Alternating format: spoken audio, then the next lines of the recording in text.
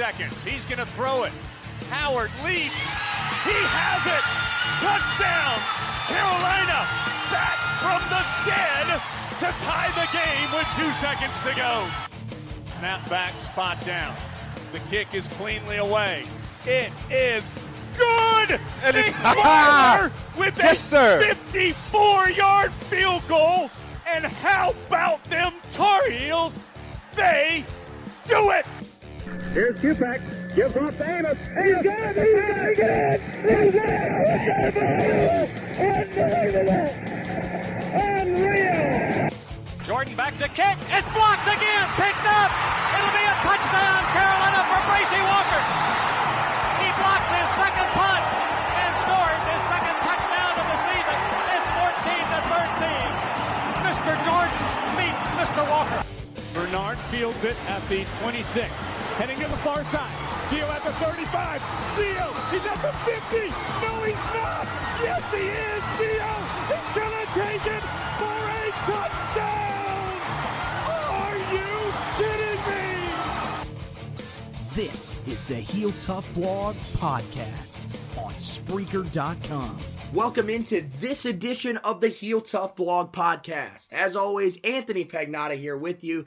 And guys, today we're on the show to recap the early signing period as it closed yesterday after, I think, about 5 o'clock was when the official signing day closed.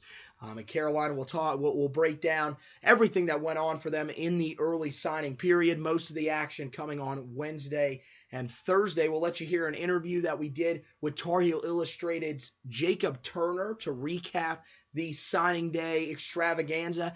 And then we'll also talk about William Sweet going to the NFL draft, and we'll hear from Daniel Parlegreco, an interview with him that you guys can hear on this edition of the podcast, and also it'll be posted later in the week just by itself if you guys just want to listen to that interview. But we'll start by doing our own little recap of the signing day class and welcome in my buddy Josh Marlowe, as always, here to co-host with us. And I think he's pretty excited so far. A guy that was a big supporter of Mac Brown, and boy, it's paying off so far, buddy, isn't it?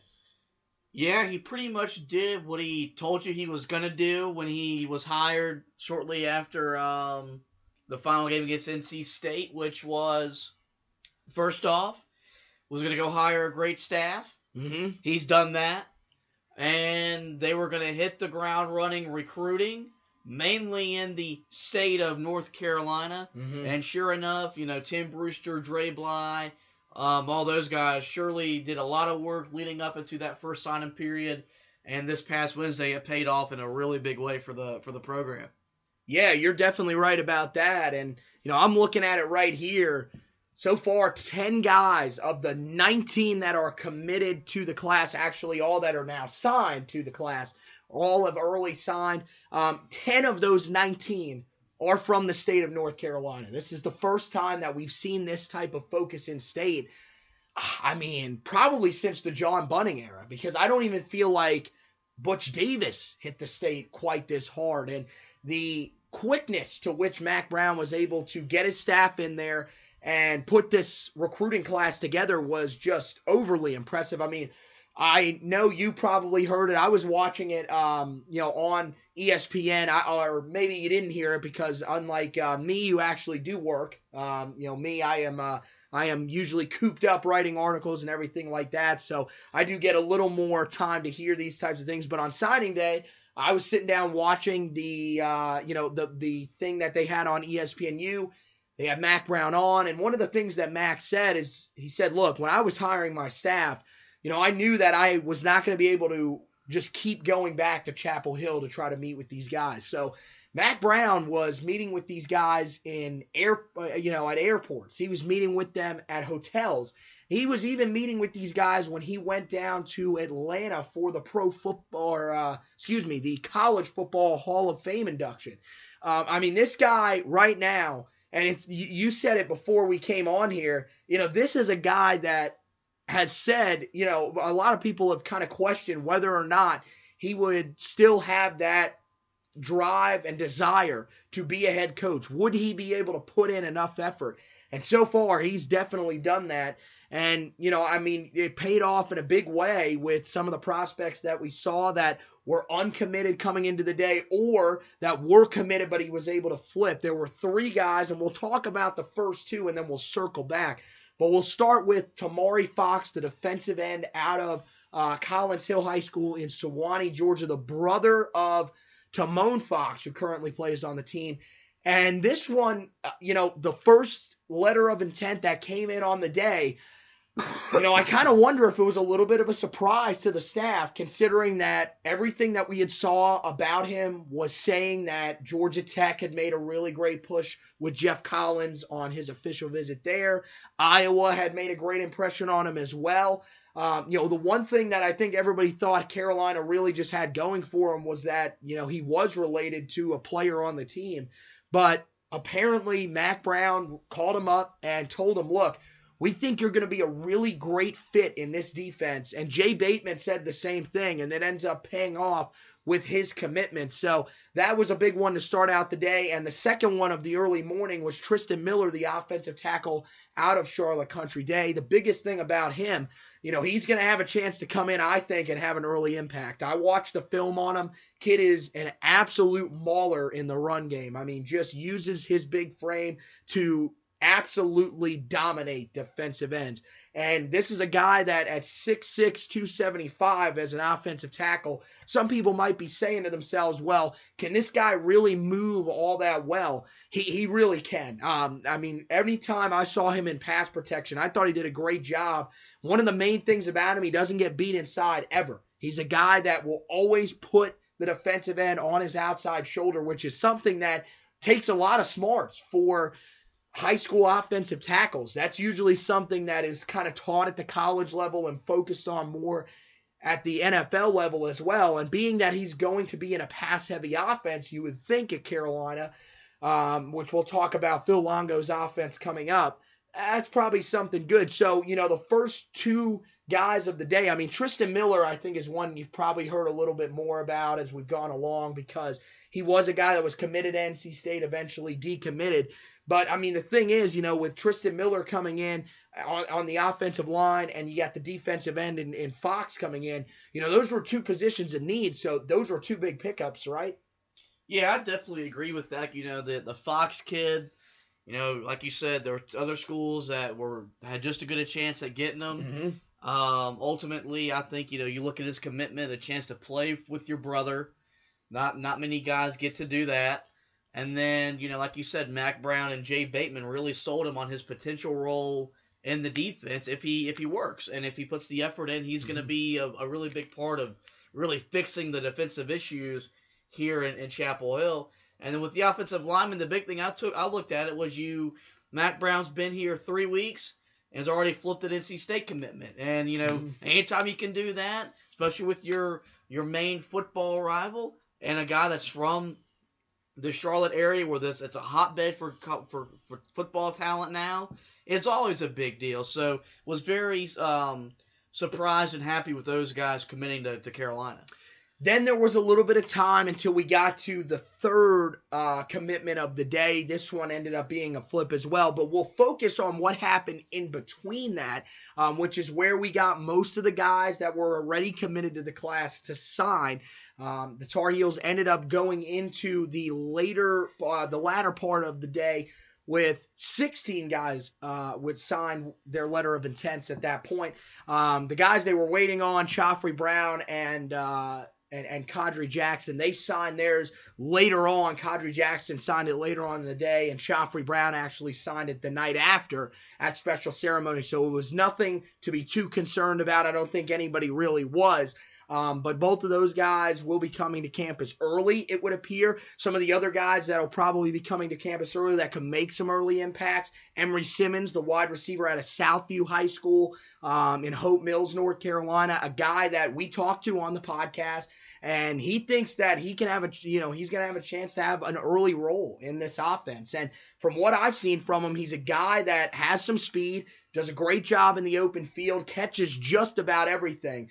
If you watch his highlight film, especially his junior highlight film, which was the one that I went back and watched, a little bit more, considering that was the one that I had watched the first time that I had broken him down when he committed to us back during the summer. This kid his ability to adjust to the football is amazing, because there were plenty of times where his quarterback, who, looks pretty talented himself, did a good job of putting it on his outside shoulder. And for a lot of these guys at the high school level, that's a tough catch to make. And I thought he did a fantastic job doing that. So he has a chance to come in, I think, immediately, especially with Anthony Ratliff-Williams departing, and really guys in that wide receiving core having some talent but struggling to separate themselves. He has a chance to come in and make an early impact. Josh Henderson, now this is one that kind of shocked me a little bit. He's a running back online. He's listed as a running back, a guy that's ranked as the number 37 running back in the 2019 class, according to 24/7 Sports. But one of the things that came up in Mac Brown's press conference, he said, this guy has the ability to play on the defensive side of the football. I would wonder where Mac Brown is thinking about playing him. I think he did play a little bit of safety at the high school level, and I have to go back and watch his highlight tape a little bit more, particularly his senior tape, because maybe there was something there that wasn't shown on his junior tape. But this is a guy that was originally brought in under Larry Fedora's staff as a running back. If he has that talent defensively, that could be huge. That could be a guy that you could definitely see getting out there early. Giovanni Biggers, the safety from Baltimore, Maryland, out of the boys Latin school there. I watched him, and this was a guy that stuck out to me immediately. Again, another 3-star guy, rated as the 56th overall safety in the 2019 class, according to 24/7 Sports. And when I look at him, I think a guy that's just all over the place, flies around, great tackler, and I think he fits this Jay Bateman defense very, very well. One of those guys that when they made the coaching change, I wonder if he didn't feel like maybe it was a better fit even than John Papuchis' defense was going to be for him. And that could be interesting, especially because it seems like he is going to enroll early. The safety position is not as deep as the Tar Heels would probably like it to be. They're only going to return 5 scholarship safeties for this season. So it'll be interesting to see if maybe he could come on there and make a little bit of an impact. And then you got some of the more raw guys that will take a little bit of time probably to develop, guys like Asim Richards, the offensive tackle, who can also play on the defensive line. And they may end up playing a little bit down there because of just how effective he was coming out of the state of Pennsylvania. Kevin Hester, the defensive end from Kennesaw, Georgia, out of North Cobb High School, guy that played just 1 year of high school football, but they love his build. They love everything about what they've seen from him on tape. A guy that is going to get after the quarterback, but is a little bit slower than some of the defensive ends that have been at Carolina lately. So he's a guy that's going to have to probably put on some weight and may have to kick inside in order to be able to be as effective as he would like. And then, there are a lot of other guys that are a little bit lesser known, and some of the guys at the end of the class that rounded out that'll be there early and more than likely will see a lot of playing time this year. Ben Kiernan, the punter from Wakefield High School in Raleigh, North Carolina. Again, a guy that's got a big leg, and a guy that I think is going to probably start, because the 2 guys that they're bringing back are Mike Seltzer, who is a guy that came in last year as a walk-on, and then I don't remember who else is going to be in the punting race. I believe Noah Ruggles will also get a look there as well. He was expected to get a look there last year as the backup to Hunter Lent, but Hunter Lent had some struggles with consistency last year. As we all know, that was one of the big things with them throughout his career. So ultimately, it'll be interesting to see if Kernan can come in and maybe settle that down a little bit. And then Drew Little, the long snapper from North Stanley High School up in New London, North Carolina, he will come in, more than likely will become the starter there as well, as he is a scholarship guy. Trevor Collins, who will be the other returnee at the long snapping spot, is not. But when you look at this class, a lot of the guys at the top of the class, we were talking about it just a little bit. You think that at the top of the class, there will be some guys that will be able to potentially come in and maybe have a little bit of an effect early on. Yeah, and that's kind of what you hope for when you bring in some new talent. You want some guys to be able to contribute right away. Football is a sport where you can afford to redshirt some guys, unlike in basketball where you only have 15 guys. You need everybody to get. Football, you have, what's it like, 120 or something like that they can actually have on the roster. That's some crazy number where you can have a lot of players. So, and of course, the guys that enroll early always have a head start because they're going to be there for the winter workouts, Right. and for all the stuff in the spring. So I think that's the coaching staff's hope, and that's why a lot of these players, graduate in December so they can go ahead and sign their commitment and hopefully be productive on the field next August. Yeah, and it seems like a lot of the guys are going to end up coming in early. It looks like Chaffrey Brown and Emery Simmons, both of those guys are definitely going to enroll early, as well as Josh Henderson, which will be good if he is going to be kicking to the defensive side of the ball. But most of the class, they seem like they're going to enroll early. There are a few guys that will stay behind and will come in the summer. But, of course, that's what the early signing period really helps you with now, is that you get a lot more of these guys on campus earlier because, back before the early signing period started last year, typically you get around 6 to 7 guys maybe that would come on. Now, I think it's going to be around more like 11 or 12 guys that will be coming to campus early. But the biggest guy that headlined the whole day committed at 2:30, and it was a flip. Florida State was the place where Sam Howell was going for the longest time. Most people thought he was going there. It was, up and down. We heard, of course, before the state game that he was thinking about flipping to Carolina. Then Fedora gets fired. Everybody thinks, okay, now he's pretty solid to Florida State. This is pretty much where he's going to go because Walt Bell's there. He has a great relationship with him. And they're going to probably have a spot open with DeAndre Francois transferring. DeAndre Francois is transferring, but Walt Bell goes and takes the job as the head coach at UMass. And now all of a sudden, Howell doesn't have the guy that offered him his first scholarship when Walt Bell was back at Maryland. And all of a sudden, I think he started questioning things just a little bit. Ultimately, the offensive coordinator position remained open for a longer period of time than Carolina's did. Howell wanted stability. That was one of the main things that he told Langston Wirtz Jr. of the Charlotte Observer when he was doing the ride-along with recruits, something that a lot of the Observer papers here in North Carolina have begun to do.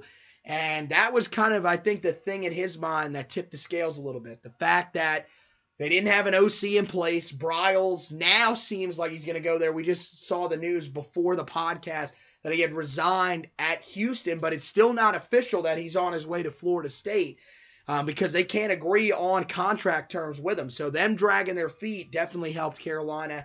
And I think the other thing that helped Carolina a lot is that right now, let's be real honest here, we don't know about the future of Willie Taggart at Florida State. There are some that think that if he gets off to a really bad start next year, he could be fired in season or he could be fired after the season, but still, after just 2 years, he would be gone. And already at that point, Howell would be without the coach that recruited him. Mack Brown, look, he signed a 5-year contract for a reason. Mack Brown is going to be here for 5 years, whether you like it or not, as Tar Heel fans. And at this point, if you don't like it, I don't know what to tell you. I don't know what more you need from him. But I think that stability is the main thing that attracted Howell to Carolina. I think the fact that he wanted to represent the state as well, because this is where he plays. He's closer to home. He has a really good connection with his dad, who was his offensive coordinator at Sun Valley High School here in Indian Trail, North Carolina. So, it made a lot of sense. And when he made that flip, I'm going to tell you, the biggest thing that I took away from it was not only was there buzz within the Tar Heel community, there was buzz from the national recruiting sites. And there were a lot of people that said that was arguably the biggest signing day flip of the entire early signing period, may have been the biggest commitment out of any of the players. We saw a lot of guys that were on ESPNU during the day that were 5-star guys, but it seemed at the end of the day that Sam Howell was the guy that everybody was talking about. And, Rivals.com, Adam Friedman, who does a fantastic job covering this area when it comes to recruiting for them, he did his grades for the first-year head coaches, and Mac Brown graded out as an A. One of only 2 coaches that graded out for that, and the main guy that they were talking about, once again, was Sam Howell. So, we've seen this guy in person. We went and saw him a couple of years ago. This kid is, he's legit.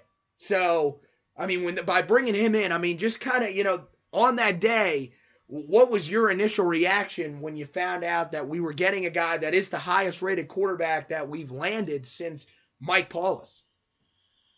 It was definitely a jolt for the program. You get a guy of that stature. This is an Elite 11 quarterback, which is a very high-profile quarterback camp for the high school kids. Mm-hmm. He was a part of that. Another thing is, and this big thing that's going to be under Mac Brown, he's an in-state guy. Mm-hmm. I do think it kind of weighed on him once you got rid of Larry Fedora and you brought in Mac Brown, and he made it a point that, look, in-state guys, you're the most important part of the program. Mm-hmm. With Fedora, it wasn't, and I think that kind of spoke to him. And also the like you said, unstable what's going on in Tallahassee, whereas now in Chapel Hill there is stability because you don't have to worry about Larry Fedora. When's he going to be fired? We have Mac Brown. He signed a 5-year deal, and like you said, he'll probably coach you out all 5 years. So you brought in an offensive coordinator who's kind of a quarterback whisperer because every quarterback he's worked with has put up numbers. So I think all those things worked in our favor. I'm definitely excited for the kid.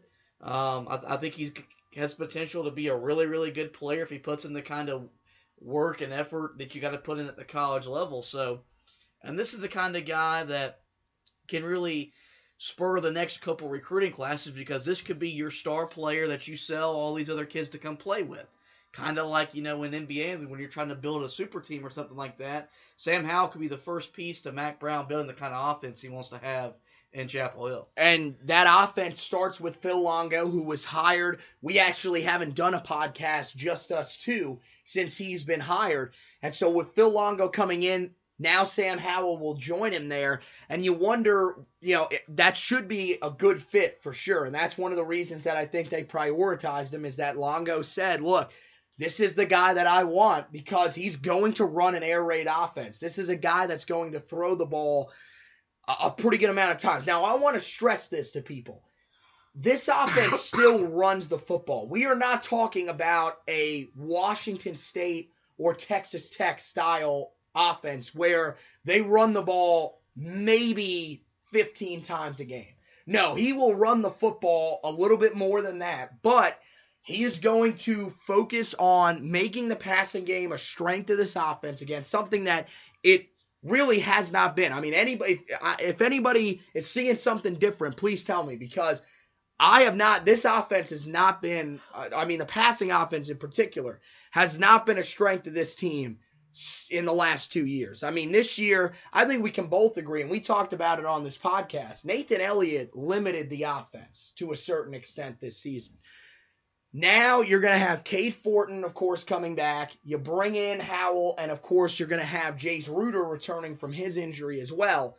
And with this offense that is going to like to throw the ball a lot, going to get these playmakers in space, I think it's going to fit these guys very well. And I think it's going to help us out a ton. When I look at it and see, the guys that Longo has coached before that, you look at Jordan Teamu, who's about to go to the NFL at Ole Miss. A guy that's probably going to get drafted, maybe might go undrafted. But again, look at his numbers. He had a great year this year. The reason Ole Miss wasn't that good this year, honestly, they played no defense. Now, the thing about Longo some people are concerned about is that his red zone offense isn't great. Only converted 50% of his red zone attempts into touchdowns this year. They did have one of the nation's best kickers, 21 field goals made. So, that's going to be one of the main things that I think he has to improve on when he's at Carolina. But the fact that in between the 20s, he is about as good as they come at the college football level right now. The fact that they had over 500 yards of total offense this year should definitely excite people. And so the Longo hire, at least from my perspective, really had me excited. I mean, what did you think of his hire at the time? I mean, at this moment, when you hear some of those type of statistics, it still has to be exciting, right? Yeah, I was a big fan of the hire, considering everybody thought that with Mac Brown being back, we're going to run the offense he ran in the 90s. No, this guy understands what the NFL is, or what the college game is, which is all about space and pace. So we're going to play with the same kind of tempo we've been playing for the last 8 years, and we're going to want to put up yards and put up points. Like you said, his numbers in terms of total offense, passing yardage, you honestly can't argue with what he's done, especially in the SEC, which is the most talented conference in the country in terms of talent on offense and defense. And look, he's at Ole Miss, who they have talent, but they don't have Clemson, Alabama, Ohio State kind of talent on offense. So well, he did have a quarterback like that his first year, and then and remember, Shea Patterson didn't even play all of last year at Ole Miss. Remember, he went down with an injury. They had to bring in Te'amu, and look at what he made Te'amu into. I mean, honestly, this was a guy that I don't think was on anybody's radar to be drafted. And now, all of a sudden, this is a guy that could slip in somewhere on day 3 and have an NFL career because of his offense. And another guy that I like to bring up, he came from Sam Houston State when he came to Ole Miss. Remember Jeremiah Briscoe? He was a guy that was a Division I guy, ended up having to drop down into the FCS when he transferred, and he made Jeremiah Briscoe into a guy that was on the fringe of making the NFL, was very effective, was a guy that led the FCS in passing, I believe, 2 straight years, and still had the ability to run. And that's the reason that I think Howell likes this offense, and that's one of the reasons that he committed to this offense, is because, look, even though he's going to want to throw the ball a lot, and we saw this with Te'amu too this year, if you have the ability to run the football, he will allow you to use your legs to pick up first downs. And that's what Howell can do. He ran for over 3,500 yards in his high school career. I mean, this kid had 17,000 yards of offense in his time playing high school football. He's the real deal. Let me tell you that. They don't list him as a dual threat online because he's more of a pro style. He's a guy that if he can stay in the pocket, will stay in the pocket. But out in space, I'm going to tell you, he'll run people over. I mean, he's 6'1", 225. So he's no small guy. That's gonna bring in some different things to this offense. They might be able to run some of these quarterback draws at times if they need to. Something that we really haven't been able to do effectively since Marquise Williams. So it'll be interesting to see how Phil Longo is able to use him if he is his starting quarterback at the beginning of the season. And I guess, we'll definitely have that debate going forward. But let me ask you this. He is at least going to be in the competition, right? There is going to be another quarterback competition in the offseason in Chapel Hill. Most definitely. We were talking before we came on tonight, this might force a Chasserat to transfer, but you would figure going in. Yeah, there's going to be an odd man out that of you're that. You're going to have a 3-horse race with. You would figure Fortin, who I think would be my early guy going in, would be the leader, Reuter, and then Howell, and then I think Elliott stays because he's a veteran that kind of understands the program, right? And if injuries were to happen, we'll at least have some veteran presence in that quarterback room. But yeah, there's no way in hell this guy's not going to be in the in spring reps and all this other stuff, not getting some action unless he's hurt. Because he's too damn good, right? To not factor into who's going to be starting quarterback when we play South Carolina next August. And I'm going to tell you what could be very interesting about it, and we'll talk more about this as we get closer to that game, which is still a long way away. But there is a real chance that it could be true freshman versus true freshman when we step into Bank of America Stadium next year in that opener. Sam Howell could be our freshman quarterback, and then you got Ryan Helinski, who's going down to South Carolina. There's a lot of people that think he could beat out Jake Bentley. So I'm going to tell you, don't be surprised if this young man is out there, and how special would that be for him? First time that he's out there in his Carolina career, it's in Charlotte, just down the block from where he played his high school football. That would be fantastic. But we'll have to wait and see. Believe it or not, We are still almost 9 months away from that day. I think at this point there is so much excitement around this football team after the class that Mack Brown was able to put together. And I cannot stress this enough. This class at one point, about 2 weeks ago now, was at 91st in the country. Oh, no, 3 weeks ago, was at 91st in the country. And now we sit here at this point after everything is done. He got the class up to as high as 36th. The class now sits at 39th. But again, we still have the late signing period, so there could still be more damage to be done for Mack Brown on the recruiting trail. I don't know how you could expect anything better from what this staff has done. They hit the road on fire. Tim Brewster might be the most fired up person that I've ever seen in my life to not see their family. This man lives on the road. I mean, he is always somewhere except Chapel Hill.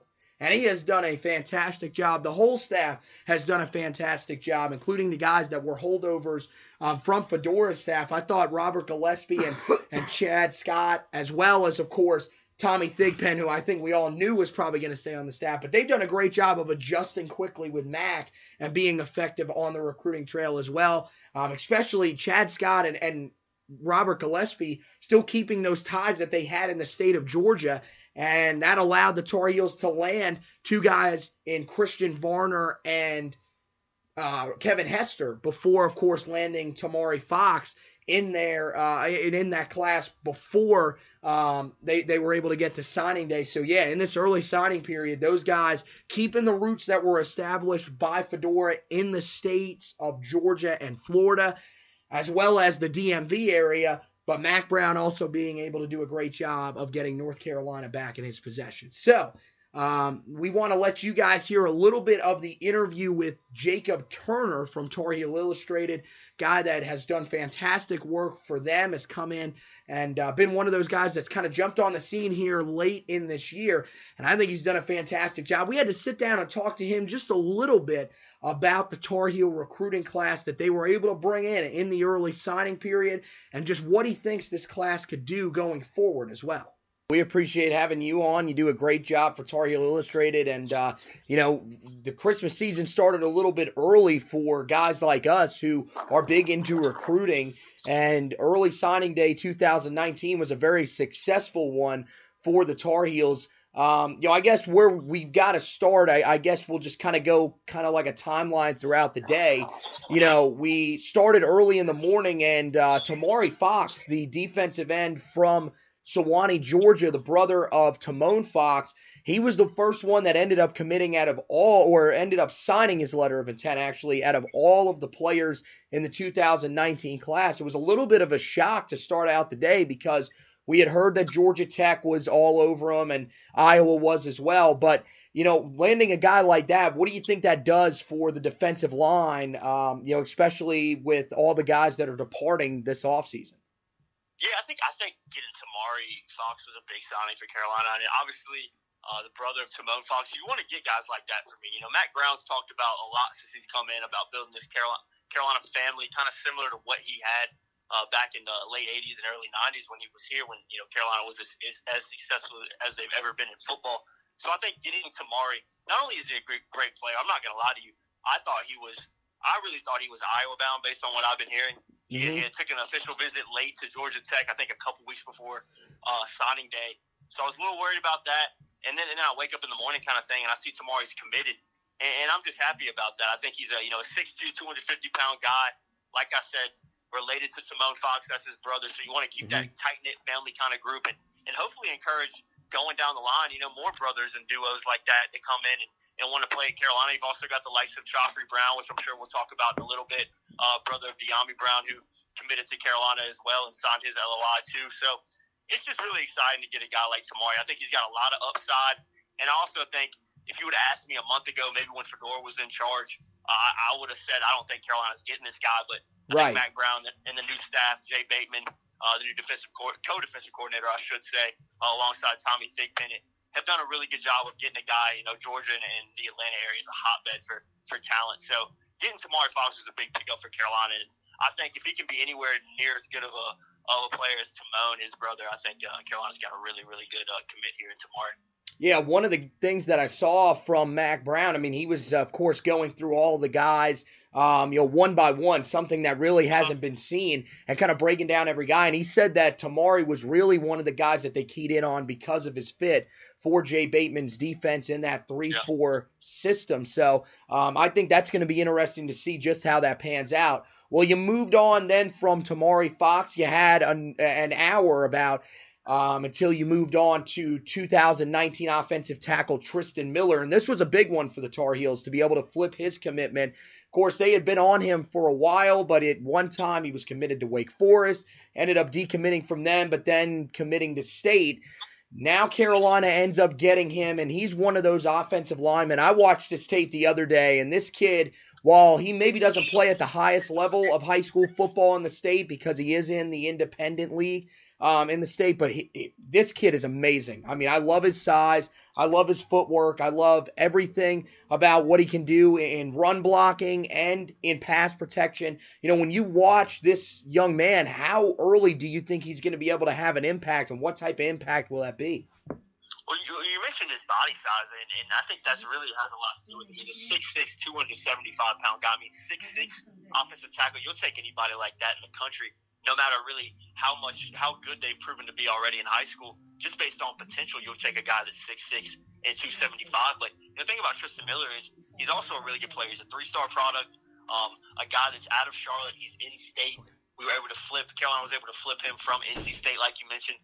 And I think that's a big pickup. Not only is he going to be a good player, I think he has a chance over the next few years, especially with the likes of William Sweet announcing today that he's going to go to the NFL draft.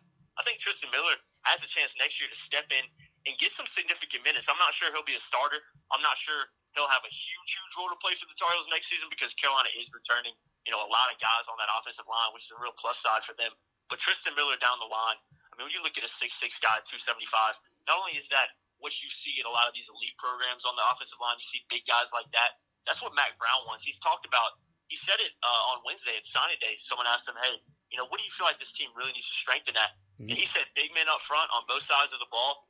And he also said cornerbacks and linebackers, which I think is a very, very fair assessment for what this Carolina defense needs. So you always want to get big guys on the offensive line, make no mistakes about that. But I was really excited to see Tristan Miller come in, especially when you can see him flip from, he was committed to Wake Forest previously as well. And it's just always good to get guys like that have these connections to these in-state programs in North Carolina and get him to come to Chapel Hill. So I think Tristan Miller pickup is one of the most underrated ones of the day, just because, like I said, his body size is there, and the potential this kid has to get even better is just outstanding. So I think Tristan Miller is a big pickup and another statement pickup from this new coaching staff, especially when you consider the fact that he's an in-state guy too. There was a little bit of a layoff, and you saw some guys, of course, that we knew were committed to the class. They ended up signing their letters of intent. But we end up heading into the afternoon, and that's where we got our second flip of the day and the biggest one. This one of the best quarterbacks that we've ever landed at the University of North Carolina. And, a guy that, for me, is, a little bit special because I've been covering him for 4 years since he was a freshman, and Sam Howell, who plays right here in Monroe, North Carolina. This kid is dynamic, and you were the first one that actually mentioned this. I have to give you credit. You had told me this, or you had said, I think you had posted this during the Shrine Bowl, and we had a short little conversation about it, that he reminded you of Baker Mayfield. And then, he really does, Matt comes out and says that in the press conference. So the thing is how important is a guy like that to the success of an offense? And then my question is, how does, with Howell's mentality being like Baker Mayfield, how do you think that's going to fit Phil Longo's offense? Well, I think Sam Howell, like you mentioned, is a huge pickup for Carolina. I mean, he's the second best player in the state. He's a top 300, ESPN top 300 guy. He's a quarterback, the highest rated quarterback. I did a little research. I think, according to Rivals, he was the highest rated quarterback since Mike Paulus back in 2007, who his career obviously didn't pan out like many people thought. He ended up transferring to William & Mary.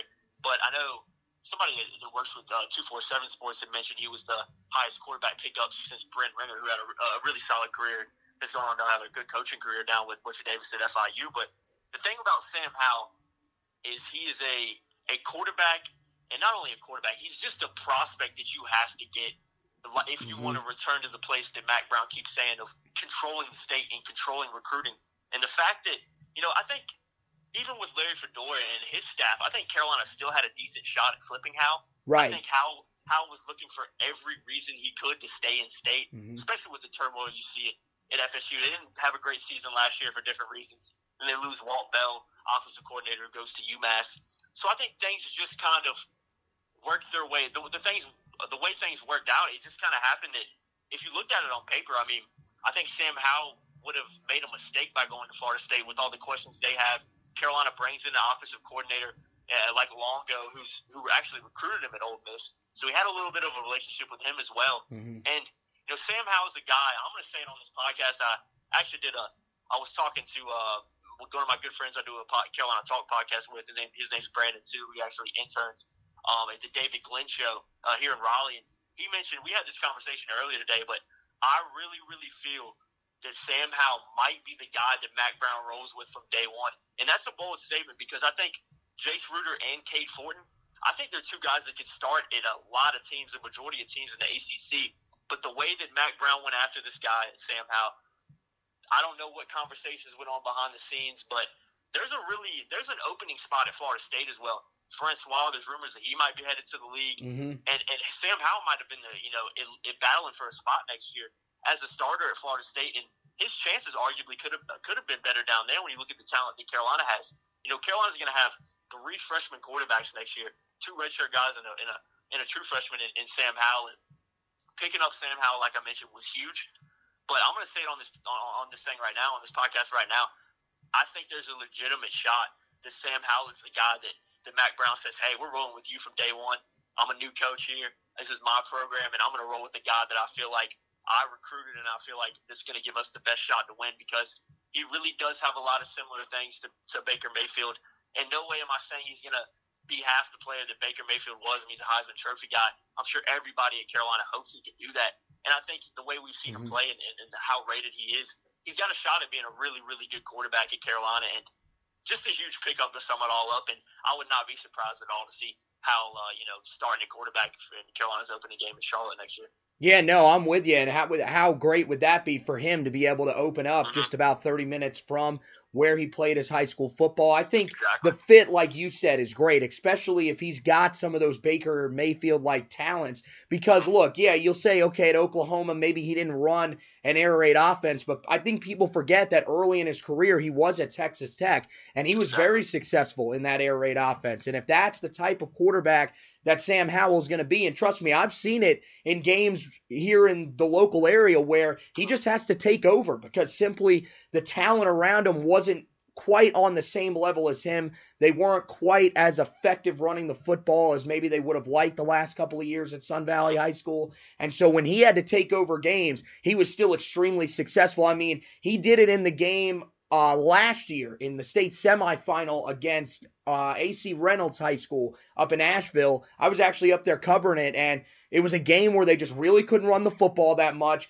and he just knew it's my time to take over. One of the things to kind of watch out for from him, though, and this is one of the reasons that I compared him to Mitch Trubisky a little bit, he's sneaky athletic, and of course, with the big arm, that's going to draw out maybe some comparisons as well, but honestly, the quiet demeanor about him. I mean, this is not a guy that's really flashy, and he could be if he really wanted to, because he is a borderline 5-star recruit. He went out to the Elite 11 camp out in California with Trent Dilfer. So this guy knows that he's a good player, trust me. But at the same time, he remains humble. He's a guy that just, knows he's trying to elevate his game every time he's out there. So it's going to be interesting to see what the fit is like in Longo's offense, mainly just how quickly he can pick up on everything, the technicalities in his offense. But this is a guy that ran a pretty complex offense in high school. He ran a lot of RPOs because he was that advanced. So I'm with you. Don't be shocked if he's the guy that's out there when we start the season. So, when you look back on the other guys that, of course, signed their letter of intent, everybody else what was pretty much expected, 16 guys that signed their letter of intent.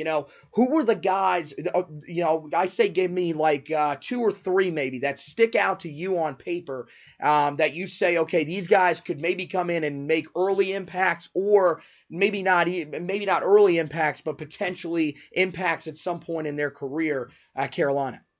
Yeah, that's a good question. I think when I look at this list of the 16 other guys, I mean, obviously Sam Howell's got the opportunity to come in, like we mentioned, to have a really huge impact on this program. But as highly rated as he is, he's going to be kind of the man to watch for next year, and a guy that a lot of fans are really just going to fall in love with based on kind of everything you said, his demeanor. Mm-hmm. He's a quiet guy, but he's also very, very good at what he does. But I think the biggest guy for me that I was happy with to see coming in, and a guy that I think can really have a big impact, is Joffrey Brown, De'Ami Brown's brother. Mm-hmm. 4-star guy.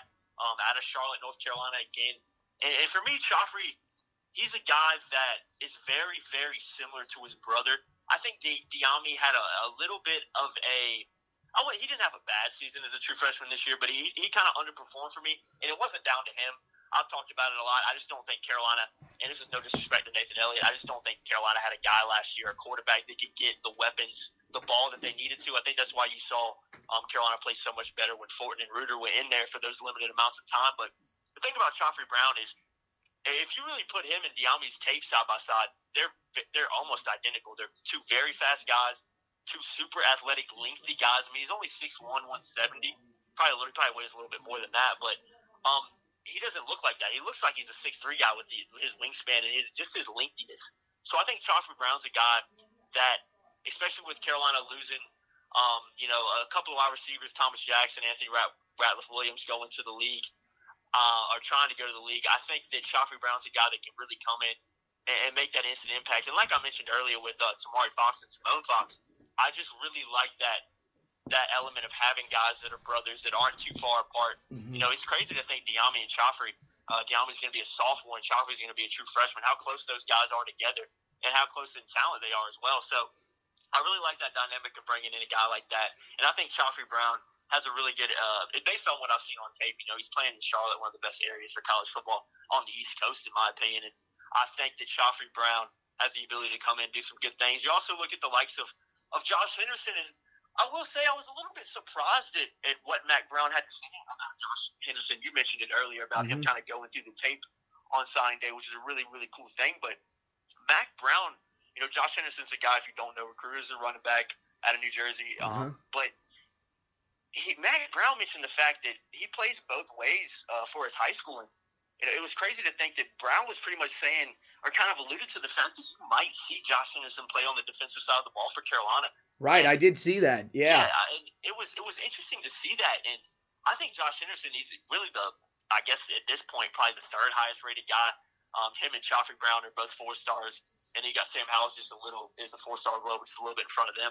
Josh Henderson's a guy that freak athlete, a really good running back, and is also a really good defensive player. I can't remember if he plays corner or linebacker. He plays one of those positions. I can't remember off the top of my head, but I think Henderson's a guy that has been committed to Carolina for a while. He was committed when Larry Fedora was here for a while and didn't even waver when the new staff took over. I think the new staff kind of prioritized him, and I'm sure very soon after they took over, that's one of the first guys they called because of his talent. So I think Josh Henderson's a guy that I think he has an ability to make an instant impact. I don't know if he'll do it on the running back side to start out, just because Carolina is loaded at running back next year with the likes of Michael Carter, Antonio Williams, Jordan Brown, and even Javonte Williams. So this Carolina running back core is stacked. So don't be surprised to see him not get a lot of minutes at running back. Right. But if Mack Brown is kind of alluding, if it ends up happening based on what kind of he's alluding to, then you might see Josh Henderson play on the defensive side of the ball next year as well. And I think regardless will be a big special teams player. And one more guy I will mention that I'm really kind of excited to see come in. Might be a guy that a lot of people wouldn't think of, but I think Wyatt Tenall was another really good pickup for Carolina. He's a 2-star recruit. He's not heavily recruited. He ended up flipping from Appalachian State, obviously with Satterfield leaving for Louisville up there, kind of gave him a little more of an incentive. But I think Tenall was looking for every reason, kind of like how to come to Carolina. And this coaching staff really prioritized, him when he came in, when they came in as well. So, but the reason I think Tenall's got a really good chance at making an impact is, man, I love guys kind of like Tristan Miller who've got that 6'6" frame, and he's 6'6", 270. He's literally Right. on Rivals pretty much the same height and weight as Tristan Miller. And I just love when you get guys like that at the offensive line. I remember, before I stop talking real quick, I remember back in 2016, I was in the Georgia Dome for the year that Trubisky, it was his first year as a starting quarterback. Carolina ended up losing that game to open the year. But I remember there's two things I remember. That was the loudest game I've ever been to, football game I've ever been to, but also just how big Georgia's offensive line was incredible. Right. And most of those guys, if you go look at that roster, 6'6", 6'5", 6'7" guys. And Mac Brown, as you can tell, he's prioritizing those big bodies to come in. You've also got the likes of Asim Richards, who's a 6'5" guy that Carolina got as well at the offensive line. So if you look at this thing, man, it's crazy to think that Mac Brown in his first class brings in 3 offensive linemen that are 6'5", 6'6", and 6'6". That shows the intent he wants. He's talked about getting big guys at the O-line and defensive line positions, and he's practicing what he preaches, bringing those 3 guys in as well. But, I mean, really to answer your question, those 3 guys I think have a good chance, but I think there's a lot of question marks about this class because I don't think it's, by no means, and I'm sure you would agree, Anthony, it's not a great class, but for what Mac Brown was able to do in the less than a month he was there, dropping Carolina from up in the 80s to now in the, looks like a 42nd team rating at Rivals is just a really big accomplishment for him and his new staff. So got to give credit to them. But this recruiting class going into 2020 is just going to get even better and better. And I'm excited to see what Mac Brown is able to do at Carolina, especially with his ability to recruit. Yeah, I mean, it might not be the greatest class that we've ever brought in numbers-wise, but at the same time, a guy I like, Giovanni Biggers, the safety, I think he could come in, have a little bit of an early impact because there are going to be some depth concerns, really just more experienced depth concerns at the safety position. I think he flies around the field. One of the things that Mac Brown said about him yesterday was he really likes his fit with Jay Bateman's defense. He's a guy that's just really a gap filler, and he also plays the football very well. Same thing with Storm Duck, which I found kind of interesting considering he only had 1 career interception in high school. He said this was a guy that played the football really well. Even if he doesn't end up racking up those interception numbers like people would like, we've seen these guys come in before that have been really effective and really haven't put up great interception numbers. MJ Stewart is the guy that comes to mind right off the bat. And Storm Duck, I watched his highlight tape, and that was a guy that I thought was fantastic, especially because most of the time he was in press man coverage, which is really hard for a lot of high school corners to be able to play effectively. And he did it almost the entire season at Boiling Springs High School. And then one of the last ones that I'll throw out there, and this one will probably be a little bit of an interesting one, would be the punter, Ben Kiernan, because really, we're not going to have a guy going into next season at that position that's going to be experienced. And, the one thing that I saw from Kernan on tape really is just the consistency. And that's something that they kind of lacked with Hunter Lent last season. Don't get me wrong, Hunter Lent had his moments where he was really good. But I think Kernan might be that guy that can maybe, elevate that punting game back to where they need it to be from, those days of Tom Sheldon. All right, Jacob Turner of Tar Heel Illustrated. You guys can follow him on Twitter. Jacob Turner, THI is his handle. You guys can follow him there, and great stuff from him. So now we got to talk a little bit about the other storyline that came out of Carolina. This one actually broke yesterday. William Sweet, the offensive tackle for the Tar Heels, he is going to go pro. That is the second underclassman to declare for the Tar Heels, and it seems like him and Anthony Ratliff-Williams are going to be the 2 guys to keep an eye on in the draft process going forward, as seems like the senior guys really aren't on the radar. I mean, Malik Carney could be a guy potentially to keep an eye on if he does get a combine invite. Maybe Cole Holcomb, but there's been some things about his game that I think people will have a little bit of problem with. The missed tackles in open space at times, a little bit undersized. That could keep him from being a big-time guy. So William Sweet's declaration, I think, just kind of caught everybody off guard. I know, we talked about it a little bit before coming on the podcast, and I asked you, what did you take away from William Sweet declaring for the NFL draft? And you kind of told me you were shocked. I mean, as you sit here today, is it kind of still that same reaction? Yeah, I didn't think he was a guy ready to go pro. I know he graded out Pro Football Focus-wise pretty okay. I thought this was a guy who, would have a good series, one series, and the next series would get mauled. But look, I'm not gonna judge a man if he thinks he's ready for going to the NFL. Look, go get your money. Go ahead and secure yourself, your family for a very long time. I just thought he might have used one more year, might have improved his draft stock, and also I'm kind of selfish because he comes back. Not as many questions on the offensive line, and this offense, might be a little bit more productive early because we know we at least have one guy we can count on to do his job blocking the other guy. Well, the whole offensive line was scheduled to come back, so yes, that definitely hurts.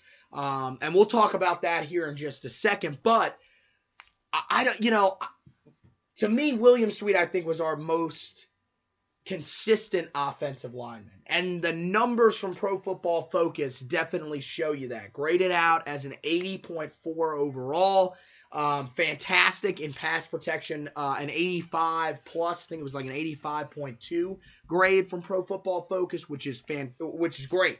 And that's something that, when you see that number, okay, that's going to help him get to the NFL level because it is a more pass-heavy game now. But at the same time, you're thinking, okay, we're about to run an air raid offense. Can you imagine having a guy that was one of the best, if not the best, pass protector in the ACC this past season as part of that offensive line?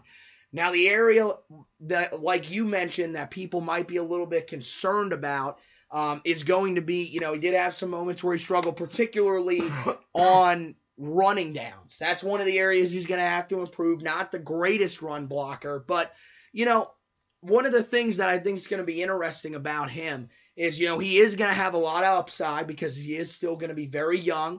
A guy that, frankly, teams are going to have to just go off of this year because he only started 4 games before this season. Remember, started the bowl game against Stanford in his redshirt freshman year. He did play in all 13 games, though, so that definitely is helpful. But the other thing that happened was his sophomore year, redshirt sophomore year. He comes in, starts the first 3 games of the year, and then just mysteriously had an injury that cost him the rest of the season after that Old Dominion game. So coming into this season, there were still a couple of question marks about what could he possibly be. There's a lot of talent with this guy, but we just don't know whether or not he's really up to the level that we thought he was because he just hasn't played yet.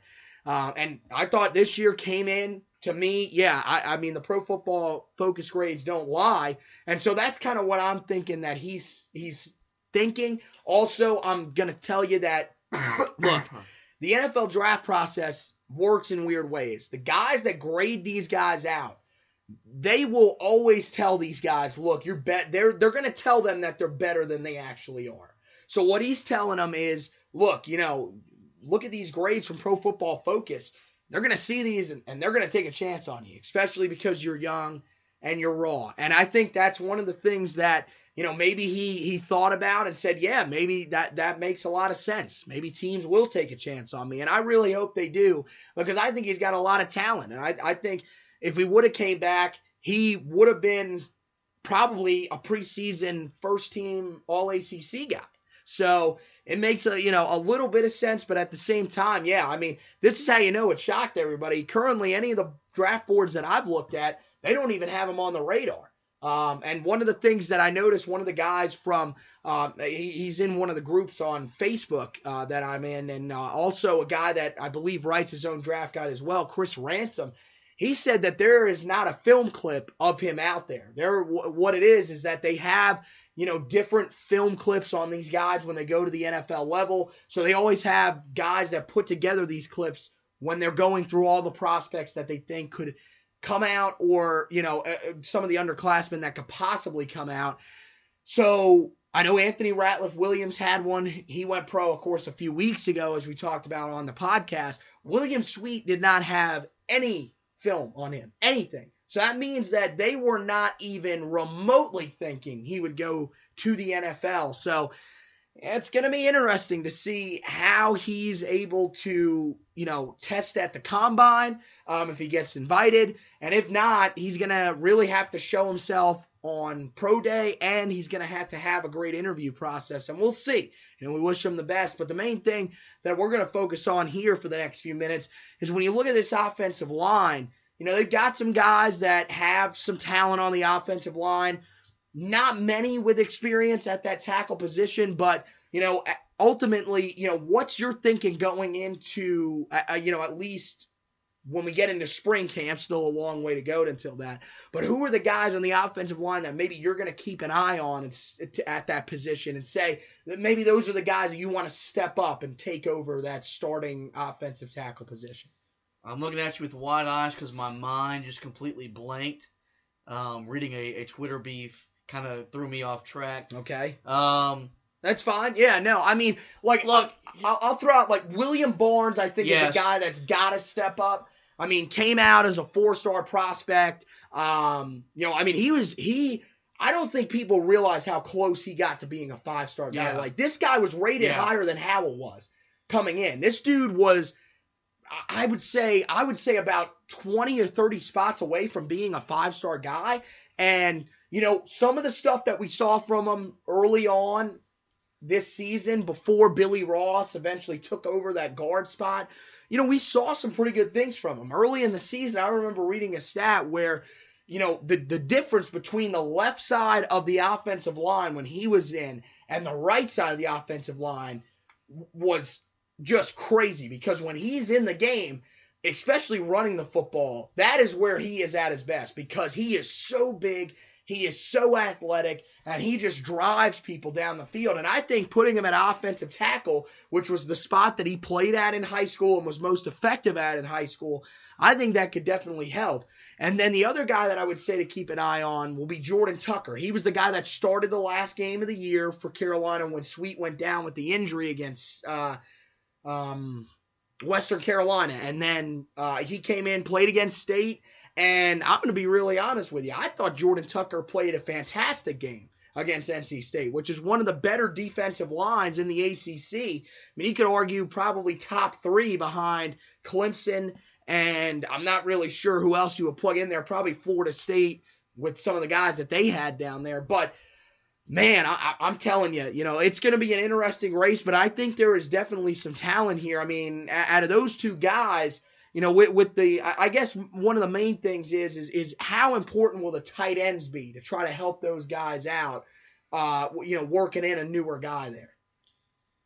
Yeah, I mean, it could be something that you see a lot more of. It's something that we didn't really see a whole lot of this year because we needed the tight end in the passing game because Nathan Elliott's arm just couldn't get the ball downfield. So we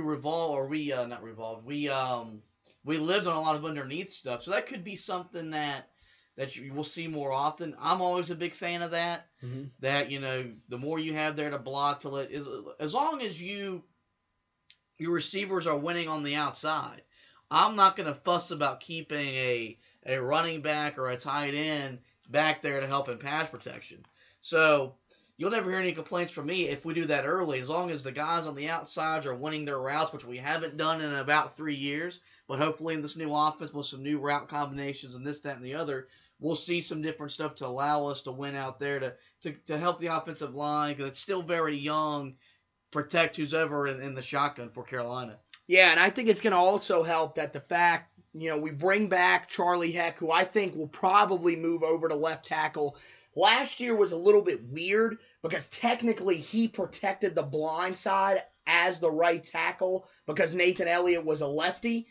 But I think he'll kick over to the left side because barring something basically unforeseen, because as we've said, it would really shock us if Nathan Elliott was out there starting the game in Charlotte against South Carolina. I think that would blow everybody's mind if he was the guy. That right side, the left side, will be the blind side. So I think he'll end up kicking over there. Maybe having them at right tackle will help a little bit, not having to put as much pressure on them by saying, hey, we're throwing you in on the blind side. Let's see what you got. I think that could definitely help. But, yeah, no, I think definitely having guys that can get back there and help pass protect, something that we really haven't had that much of at Carolina in a while. We saw it a little bit this year. I think the most effective probably out of anybody was Antonio Williams, but that really wasn't saying much. So that'll be something to stress. But, yeah, I mean, looking at the Pro Football Focus grades once again, I mean, one of the guys that you'll notice was on there besides William Sweet was Carl Tucker. One of the main reasons that they had put him on the first team, just in reading the article, was they said, look, he was one of the top pass-catching tight ends in the ACC, which, that's actually pretty shocking if you look at his numbers. He only had 256 receiving yards on 16 catches the entire season. So it tells you how much of a down year it was in the ACC for tight ends.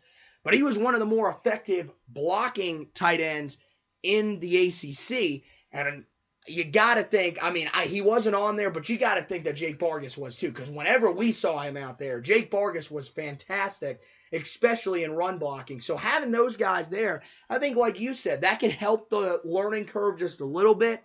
I would expect that to be a big battle to keep an eye on in spring camp and fall camp as well, because I think it could carry over, especially if, as I think it looks at this point, Tristan Miller, the true freshman offensive tackle we talked about a little bit earlier, if he ends up enrolling in the fall, I think he could throw a little bit of a wrench maybe into those plans, because he was a guy that, according to some sites was a 4-star, some sites was a 3-star, but really a guy that was kind of on the borderline there, but has the size to be able to play immediately. So maybe he could have a little bit of a run come fall camp if he ends up coming in later. But yeah, no, I think it's going to be one of the ones to keep an eye on. And, that along with the quarterback battle could be big determiners to just how successful this offense is. And so like I said the other day on Twitter, it wouldn't be an offseason in Chapel Hill without a quarterback battle now, would it?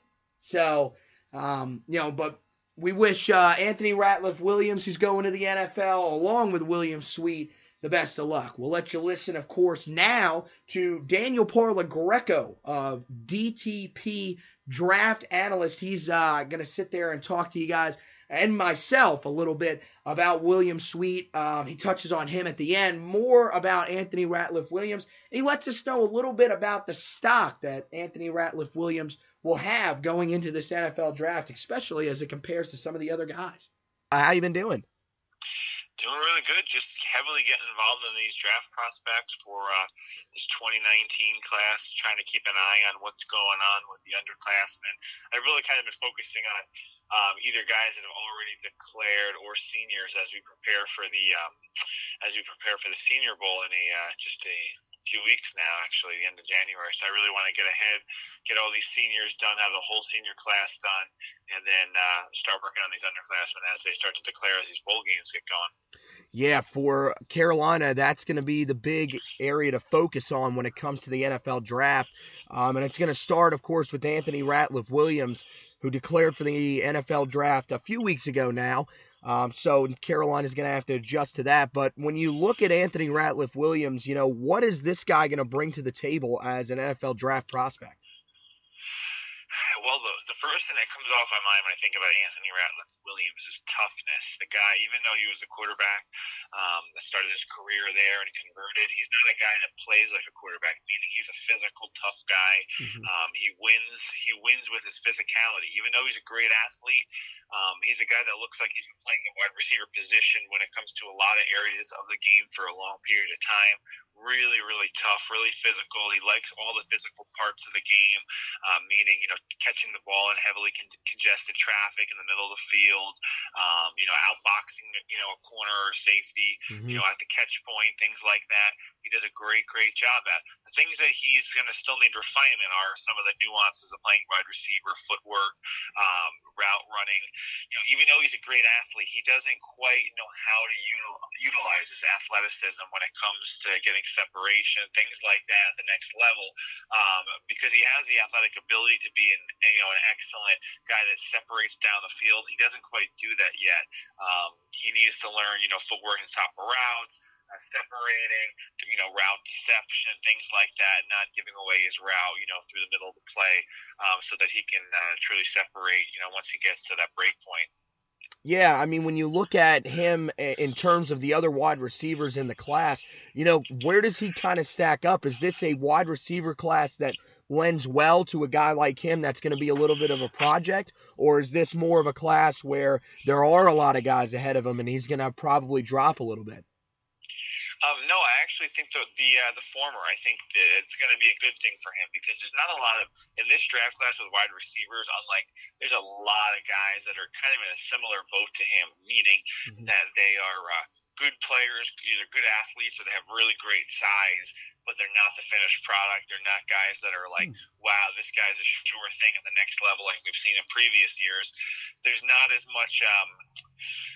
There's a lot of guys in the middle of the pack is what I'm trying to say. There's not really guys that have, clearly stood out, on their own as far as being, this guy's a top 10 or top 15 pick. I actually don't think I have any of those guys graded so far in this class. I think there's going to be a lot of guys from about prospect number 30 on my board to about prospect 120, 130. There's going to be so many wide receivers jumped into that grouping that it's going to kind of be a question of taste for these teams and these GMs as far as guys that they personally like, guys that they believe in. That's why I think the interview process is going to be really important for teams. As far as if they've dealt with, seriously, just injury. If they've had injury concerns or how well they interview, and even I guess how well they do in some of these combine drills that translate well when it comes to the receiver position, like the shuttle drill, things like that they're going to want to test the receiver's agility, things like that. Yeah, so, is he kind of in that area that you mentioned, that 30 to 120 range, where he'll probably be around a second-round draft pick, anywhere to a fourth-round guy? I think so. I absolutely think so. I have him graded right now as a third-rounder. I'm going to watch a little bit more of him, but I think he's a borderline day 2 prospect, I think. He's going to probably be somewhere between, if I had to guess right now off the top of my head, I would say somewhere between pick 60 and 70 and pick 120, I would say. So somewhere in that range. So he can go anywhere from, I think, the third round to probably the late fourth round. So I guess it just depends. I really, really like him. I think he's going to be really solid. He's going to either be a number 2 or number 3 receiver for a team at the next level. I think he has potential to be a number 2, a guy that you want on your football team because he's going to bring the physicality. He's going to help the other receivers as far as opening things up. A guy that I believe in a lot more than some of these other guys that are more raw and unrefined. And then what about his return ability? Because I'm still kind of a little confused about what he is as a returner, because his junior year, he was fantastic in the role. We saw him a little bit his sophomore year and senior year, though, struggle. Does he have return ability that could potentially help him to get drafted maybe a little bit higher? Yeah, so correct me if I'm wrong. So this year he's a redshirt junior, wasn't he? This was his redshirt junior. Oh, yes, that's right. Redshirt freshman, sophomore, and then junior. Yeah. So he declared it. Yeah, I thought he declared it. Right. So, yeah, I'm sorry. Yeah, I just wanted to make sure I had it right. I know that's kind of the thing with him is he had a great sophomore year, as far as returning at a couple of return touchdowns as a kickoff return guy. As a junior, wasn't as successful. I think it's kind of one of those things where the return game in the NFL has kind of, I don't want to say it's completely faded out, but it's really not a big deal anymore. Right. Is that going to attract him to teams because of his return ability? Maybe on a scale of 1 to 10, like a 0.1 or something, it might help a little bit. I think the fact that he's had a couple nice returns, will he get to do it much or use it much in the NFL? Probably not, but I think it's one more positive thing in his direction that he could potentially be used in that role. He certainly has the physical traits, he has the explosive traits to do it successfully. So I think teams will definitely look at that and give him an extra an extra point or whatever for being able to do that. Well, he's not the only underclassman that declared for Carolina, and William Sweet declares yesterday. I was talking with you, and I think this just kind of shows what the William Sweet decision is at this moment to most draft experts. It's a shock because you said that this was not a guy that was on your radar, and rightfully so, because it seemed like to most people at least that he would probably return. He's going to be coming in with 1 year of starter experience, started his redshirt sophomore year a little bit before getting injured in the third game of the season. So When you look at the offensive tackle class, is there room for William Sweet to potentially fit in, or is this a really, really strong offensive tackle class where he'll have some work cut out for him when he gets to the combine, potentially if he gets an invite, or when he gets to his pro day? Absolutely. I don't think it's actually kind of similarly to the wide receiver position. I don't think it's I don't think it's really an extremely strong tackle class. You have a lot of developmental guys. Some of these teams are going to want to see the lengths on a lot of these tackles to see if they're if they're eligible basically to play on the outside of the next level. If you're talking about guys that have shorter arms, 31, 32-inch arms, they're going to want to kick them out to the next level. So I think those weigh-ins are going to be important at the Senior Bowl and at the Combine, especially for some of these underclassmen like Swede. So it's going to be interesting. I think if he has a great showing, as far as at the Combine, or has great interview process, or he shows some positive things through the pre-draft process with teams, I think he certainly has a chance to elevate his stock quite a bit.